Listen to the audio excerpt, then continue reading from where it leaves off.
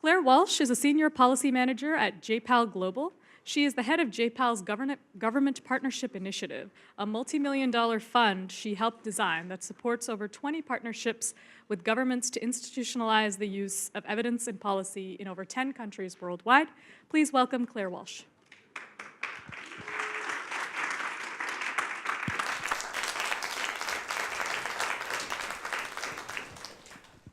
It's such a pleasure to be with you all today. I feel like Vanna White. Anyway,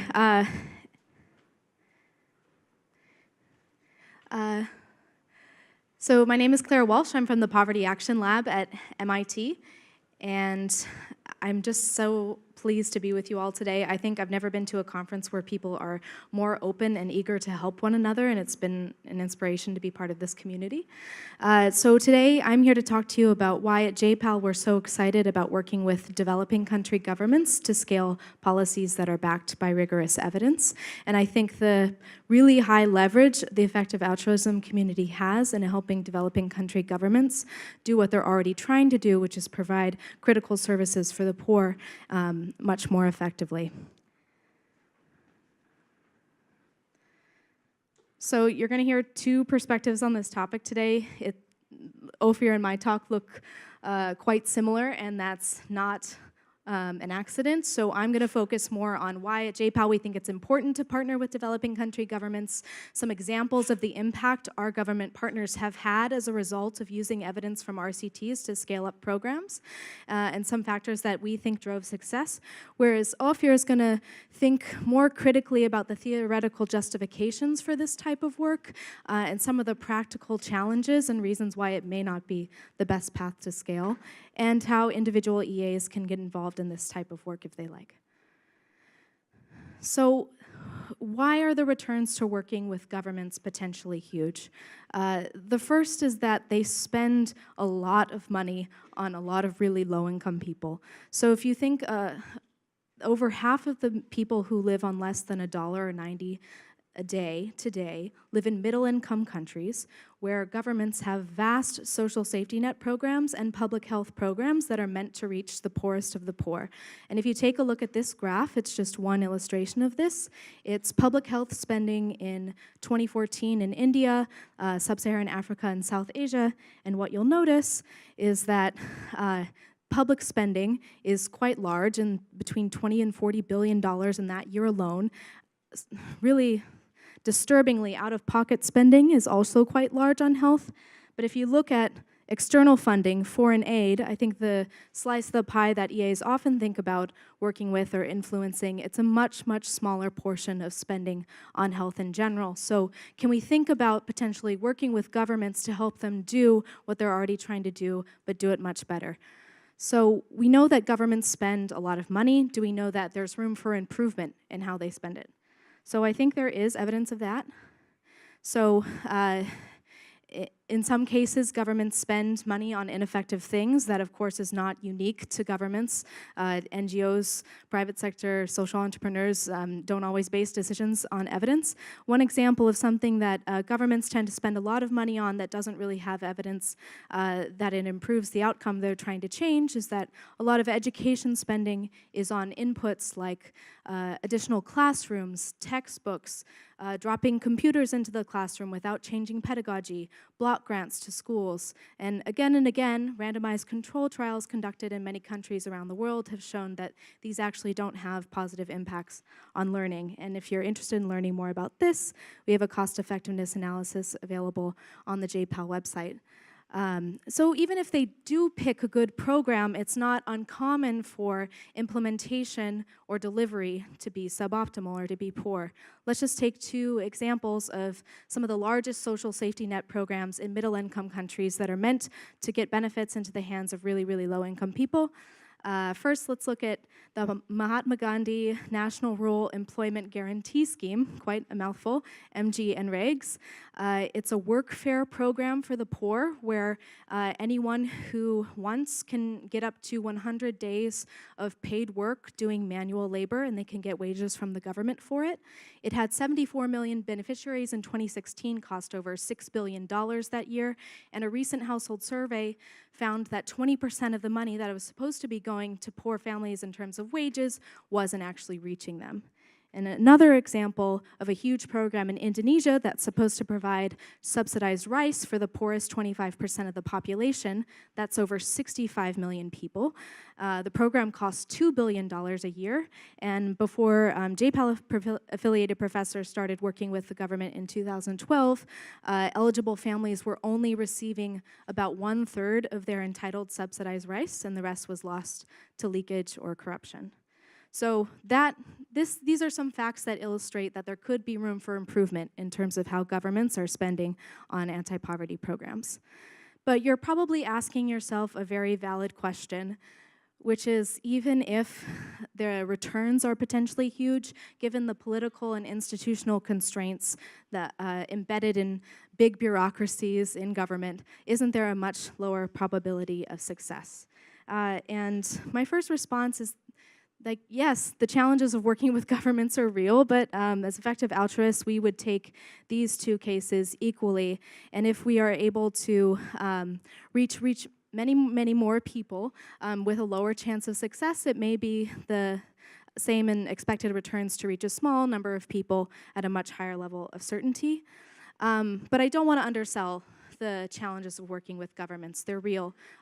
In our experience, we work directly with governments to evaluate their programs, to help them scale up things that RCTs have been found to be effective in the past, and there are just as many examples of governments not taking up evidence as we have examples of governments taking up evidence.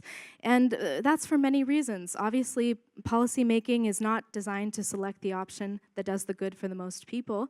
It's often based on private interests or political expediency or other factors that might be more important to policymakers and their constituents rather than evidence. And it is true that big bureaucracies tend to move more slowly and that governments don't always have the capacity or the money to do research on what's effective or adopt things once they find what the effective things are. But I do think we don't want to apply that stereotype too widely, because in JPAL's experience, there are governments who are committed to using data and evidence, and it's not clear that these challenges, at least to me, are worse in governments than they would be in other institutions. And I'll just share some examples of why we think some governments buck the trend. So why do we have anything to say about this? So JPAL is a network of affiliated researchers, mostly economists, who are based at universities all around the world. They do randomized control trials of programs that are aimed at fighting poverty. And we don't just do the research, we also have a team in which I'm a part of that is dedicated to ensuring that governments, NGOs take the findings from that research and actually translate them into action, scaling up things that work or improving things that don't work. And because we have had a long-term presence since the early 2000s in many different middle-income countries and low-income countries, over time we've developed partnerships with over 30 national, state, and city governments who are committed to making evidence a more regular part of their decision-making process. And many of these government partnerships are funded by an initiative that I helped design and now run, the Government Partnership Initiative. We do 3 things. We help run RCTs and fund RCTs in partnerships with governments to answer a government's priority question, not a researcher's priority question, but in a case where a government is interested in solving an important problem, they think they have a solution that might work to solve it, and they need evidence before allocating resources to it. We also support things besides RCTs. We help them use existing evidence to scale up something that's worked in the past. And then we also help them start their own institutions that are designed to incorporate evidence in decision-making more systematically. So you may have heard of Behavioral Insights team or the Social and Behavioral Sciences team. It's very an exciting movement among governments now is that they want to start evaluation labs or innovation funds that are dedicated to supporting RCTs to test innovations and then scale up the ones that work. And so that's the type of thing that GPI supports. And why did we think that this was a good bet for JPAL to make in the first place? We've put a lot of resources into this in the past 3 years. What was the original inspiration for this? And I think it really came in 2013.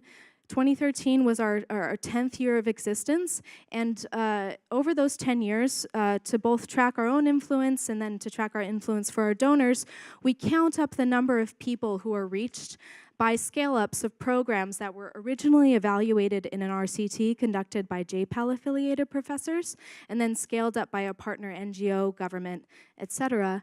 And we were quite surprised to find that of the 300 million people that have been reached, over 80% of them were reached by a government deciding to scale up a program, not an NGO. And these scale-ups were implemented either solely by governments or in close partnership between NGOs and governments. Okay, so let's get into some specific examples. I want you to think back to that social assistance program I mentioned earlier called RASKIN. It's a subsidized rice program for the poorest 25% of the population in Indonesia. It's supposed to reach about 65 million people, but as of 2012, only 1/3 of this subsidy was actually reaching poor families, and the rest of it was getting redistributed to rich families or lost due to corruption. And in 2012, the Vice President's Office and the National Team for the Acceleration of Poverty Reduction came to JPAL, which has an office at the University of Indonesia, and said, hey, JPAL, we've worked with you a couple times before doing RCTs of our other social assistance programs. Can you help us try to solve this particular problem?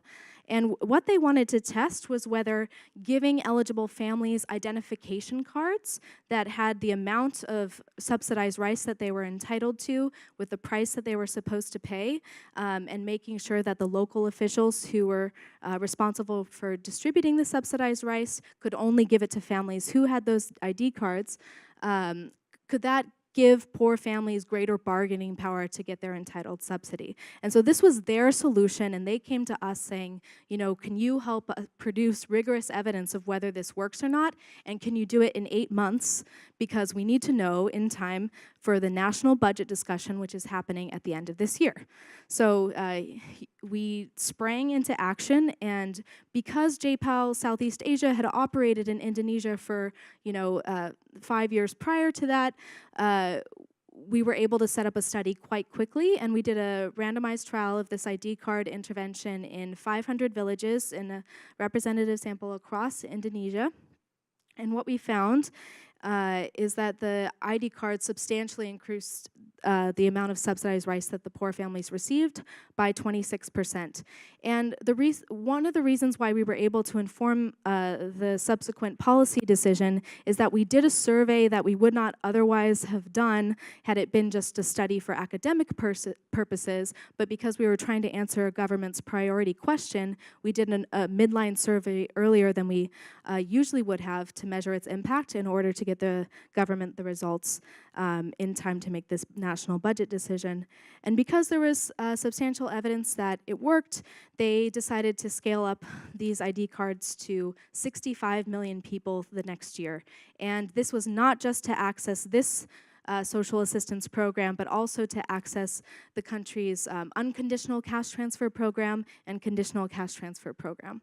And in terms of thinking through the returns, to the extent that the scale-up had similar effects to the version that was tested in the RCT, the one-year returns are $69 million in additional subsidy going to low-income families. And comparing that to the cost of the scale-up, it's about 4 times the cost of the scale-up and about 69 times the cost of the evaluation, and those are just the one-year returns. So this is obviously seems like the ideal scenario.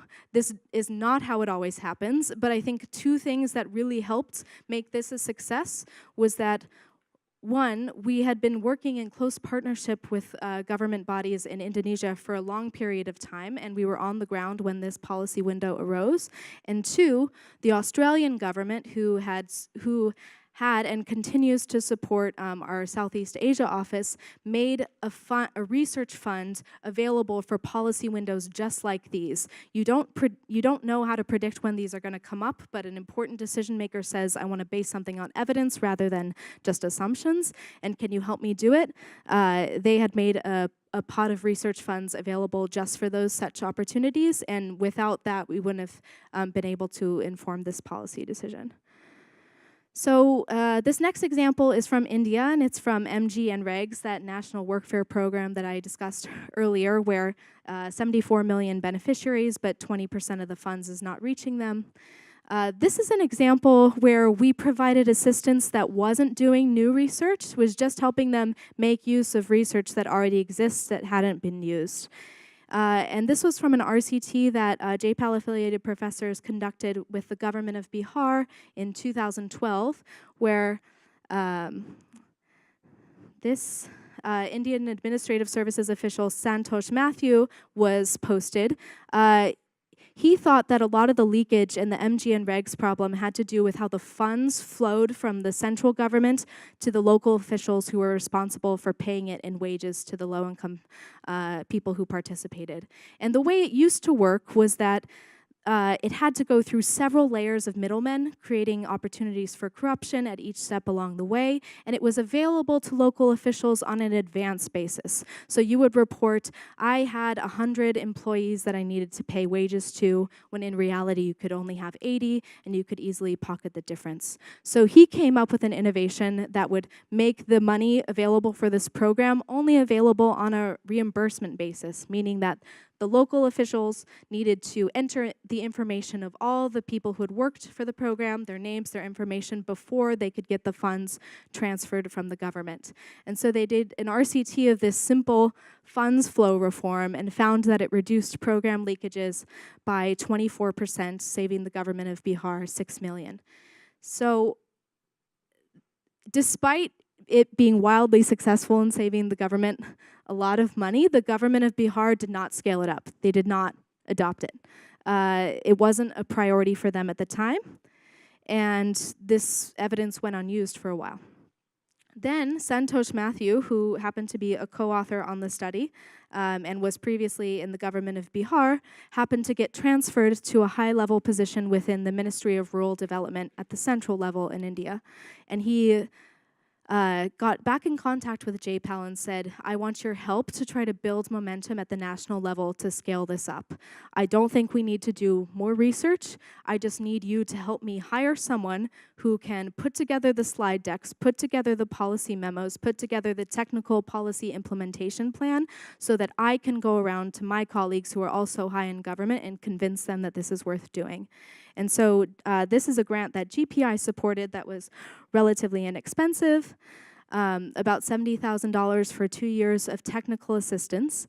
And in that time, Santosh Mathew happened upon a great opportunity where Prime Minister Modi was looking for interventions in e-governance or technology that could potentially reduce government leakage, and was able to brand this reform as such. And since he had such clear evidence that it worked from a high-quality randomized control trial, in 2016, the Indian cabinet said that this funds flow system is going to be the way that MG and Regs works in every state in the country. And at the end of last year, 21 out of 29 states in India had adopted it. Next, just quickly, I'll go through an example. In Zambia, this is another example where you don't necessarily need to do a new RCT in order to scale up a program that's been shown to be effective. So Zambia was facing a problem that is very, very common in many, many developing countries, which is that students at the primary school level are falling behind and never catching up. So for instance, in 2014 in Zambia, the government did a national assessment and found that only that 68% of second graders could not read a single word in their local language, falling greatly behind the level of reading that they're supposed to be doing for their grade level. And JPAL Africa got the chance to meet with the Ministry of General Education in Zambia and shared with them a body of evidence that is based on a large number of RCTs from India, Kenya, Ghana, showing that targeted remedial education delivered by trained facilitators that is targeted at the level the child is already at is very effective at increasing learning and improving basic math, literacy, and numeracy skills, would be an approach that might be effective to try in the Zambian context. And the Zambian government was convinced by the level of evidence. They weren't convinced that it would be relevant to Zambia or that they could design a model that would be appropriate for Zambian public school system. So over the past 2 years, GPI has been supporting an 80-school pilot of this program and monitoring whether it has worked as designed. And the results have recently come out, and there's been widespread support in the schools that it's been piloted. And based on the results of the pilot, the Ministry of General Education has committed to scaling it up to over 1,800 schools in the next 3 years. So those are all examples of a government using evidence in one policy decision. But that means the majority of policy decisions might still be based on other things like ideology or private interests or political expediency. What about institutions that are trying to change the norms of how government decisions are made on a wider scale? And these are just 2 examples of how our government partners are trying to tackle that and how we've tried to support them in doing so. So in the Ministry of Education in Peru, they've built something they call the Mineju Lab, which does low-cost RCTs of low-cost innovations proposed by government officials to improve the quality of education in the country. And it was set up with 1 year of technical support from us, but now is wholly owned and managed by the government that has many capable researchers and data scientists able to manage these RCTs themselves. It has 6 ongoing RCTs, and they've already scaled up the first one found to be effective. And we help support a similar initiative within the government of Tamil Nadu, which is an innovation fund that encourages government officials from any department to submit an idea of an intervention that they think will solve an important problem in service delivery, partner with JPAL-affiliated researchers to test it, and then commit upfront to scaling up the ones that work. And this is an example where the government has spent over $3 million of its own funds on this type of research about how to get better. And this is not unique to JPAL. JPAL is just a small part in a much larger movement of governments who both in developing countries and developed countries who are making data and evidence a priority. And if you want to see how big it is, I suggest you read this great landscaping study just released recently by Results for All called that shows examples of over 100 governments around the world who are using data and evidence to improve their policy decisions. So I've talked a lot about JPAL, but I think there are many different pathways for EAs to get involved and work with governments. Obviously, there are opportunities for philanthropy to take on some of the risk that governments can't always take on. But beyond that, we still need actors either within government or outside government, lobbying government, to show them evidence of what programs are effective. And then for those special EAs who aren't so scared to go work in governments, I would highly encourage it because there are many high-quality research organizations within governments that are trying to improve policy regularly. And I guess in conclusion, I think we all get the logic why the potential returns to working with governments to improve their spending on anti-poverty programs would be high. And what I hope that my presentation has started to show is that maybe we underestimate the probability of success. And at least in JPAL's case, we've definitely underestimated the potential for governments to scale evidence-informed programs. So thanks.